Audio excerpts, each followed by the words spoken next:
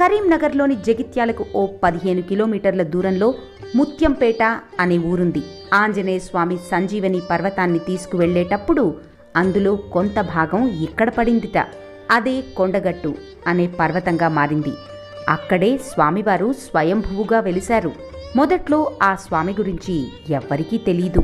ఓ 500 ఏళ్ల క్రితం సంజీవుడు అనే పశువుల కాపరికి ఆయన కలలో కనిపించి తన విగ్రహం ఫలానా చోట ఉందని, దానికి ఓ గుడి కట్టించమని చెప్పారట.